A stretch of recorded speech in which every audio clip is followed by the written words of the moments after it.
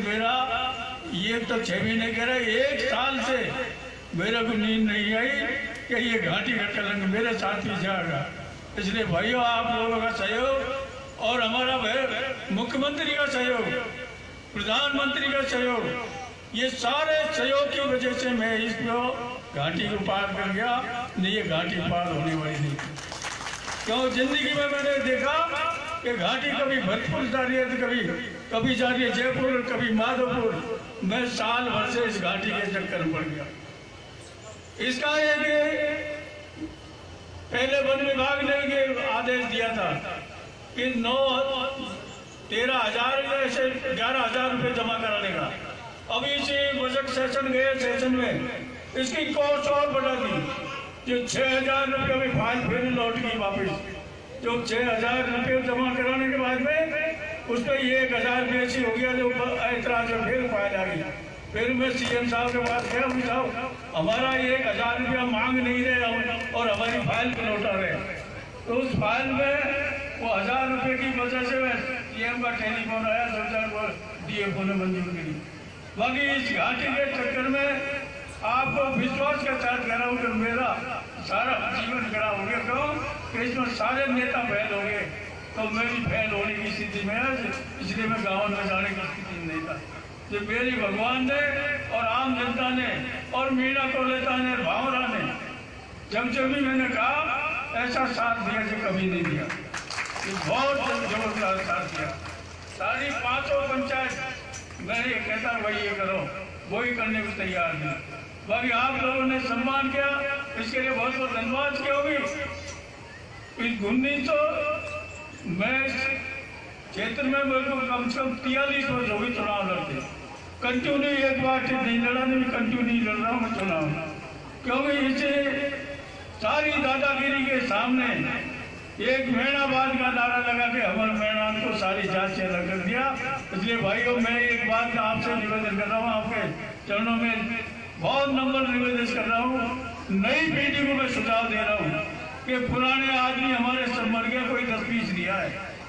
इनने ऐसी परिपाटी कर ली कि हमें वोट देना चाहे काम नहीं करना है, बाकी वोट देना है इसी परिवार को। उस परिपाटी को छोड़ो नहीं। मेरे को तो जबरदस्ती आपने देखा कि गरीब आदमी, नए नौजवान है, इस जाति में हमको अलग अलग कर दिया।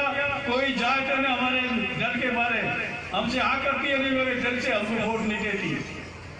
इसलिए सारी जाति को भुला के देश की आज़ादी के साथ रहना चाहिए। कभी आदमी अगर बेईमान है, ईमानदार है, तो कोई भी जाति का हो, उस आदमी को जिस पार्टी में तय कर देती है उसको साथ देना चाहिए। और अकेला आदमी कोई नहीं जीत सकता।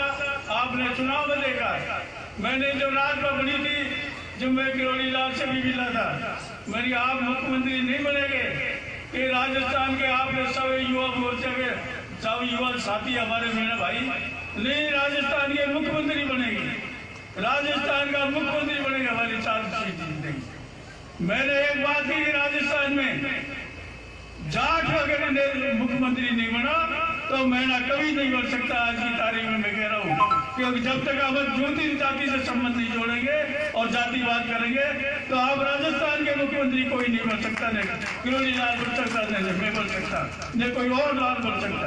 इसलिए जातिवाद में हम जो फंस गए वो सारे नुकसान हमको जातिवाद हो रहा है। आज की तारीख में मैं आपके सामने कह रहा हूँ तो आपको बड़ी लगेगी।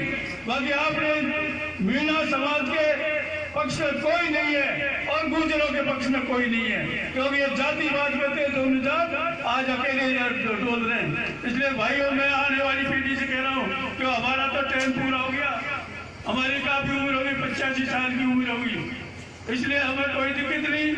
बाकी आप आने वाली पीढ़ी से कहा कि इस जातिवाद को छोड़ के और भाईचारा आजमाओ। हमको राजनीति में जिंदा रहना तो निश्चित रूप से आपको ये करना पड़ेगा। मेरी बात को आप गौर से मान लेना, मेरी हाथ जोड़ के आपसे निवेदन है वो भी मान लेना। और अब इसी घाटी के मामले में मैं आपको कह रहा हूँ कि 2 महीने के अंदर अंदर मैं राजस्थान के मुख्यमंत्री और डॉक्टर तिवारी को दोनों को हेलीकॉप्टर से उतार के और घाटी को पास करवाऊंगा से। ये मैंने उनसे दोनों से बात कर दी, इसलिए कोई चिंता की बात नहीं। और ठेकेदार जी से और हमारे पीडब्ल्यूडी के मंत्री लेकिन उन्होंने जितना साथ दिया मैं मुझे कोई कह नहीं सके। बाकी ठेकेदार जी से मेरा निवेदन है कि आप जल्दी से जल्दी इसको काम करवाने की पूरी कोशिश करना, और आपको टेलीफोन भी आ गया इस बात पर कि आप 2 महीने के भीतर भीतर सीधे उठ को तैयार करवाओ। कोई लंबा समय नहीं है, क्यों हमारी उम्र बहुत हुई, मर भी सकते हैं। बाकी एक आपके घोषणा और कर रहा हूँ कि अगर नमो नारायण चुनाव लड़ेगा इस बामनबाद विधानसभा से तो कुंजीलाल चुनाव लड़ेगा। आप लोग परमिशन दे दो मेरे को, कोई दिक्कत वाली बात नहीं। मैं और भी भगवान से कह दूंगा कि और उम्र बढ़ा देना। बाकी मैं और सामने नहीं लड़ूंगा। और मैंने मुख्यमंत्री ने मेरे से कह दिया कि आप नमो नारायण चुनाव लड़ेगा तो क्या करेंगे, लेकिन नमो नारायण के सामने चुनाव लड़ जाऊंगा और इनके सामने नहीं लड़ूंगा। भाई मेरी घोषणा है, इसलिए आप लोगों ने सम्मान का बहुत बहुत धन्यवाद। आपके काम के बारे में बता दूं कि मैं मेरे को बुद्धि आदि सोच होगी। बाकी या तो 77 में काम हुआ था इसी विधानसभा में, और 4.5 साल में जितने काम हुआ वो कभी नहीं हो सकता। बाकी आप लोगों ने धैर्य के साथ सुनो, जो भी काम बकाया है तो 2 महीने के भीतर और करवा दूँ। आपने अभी एक बाउंड्री की एप्लीकेशन दी, बाउंड्री क्या है, महीना क्यों लेता जो कहने वही सारा काम कर दूंगा, कोई दिक्कत वाली बात नहीं।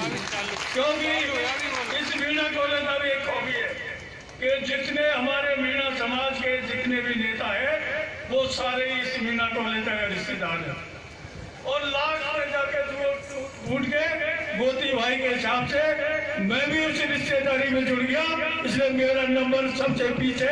बाकी बहुत बहुत नेता है इस मीणा कोलेता में। बाकी मेरे दिमाग में कोई राजनीतिक बात नहीं मीणा कोलेता के बारे में, और मीणा कोलेता ने मेरा सम्मान किया इतनी बढ़िया तरीके से रिश्तेदारी के साथ। मीणा कोलेता ने मेरे को वोट दिया, उसके लिए बहुत बहुत आभारी है। और ये भी हमारे पदगा वाला, ये भी हमारे नाम कलाकार इसलिए है कि हम इनकी औलाद है, ये हमारे मामा लगते हैं, इसलिए इनका कोई कलाकारी, इनका भी झंडू का नाम पूछ रहा तो कुंजीलाल से भी इनका नाम को जोड़ा। बहुत बहुत धन्यवाद कलाकारों और कलाकारों के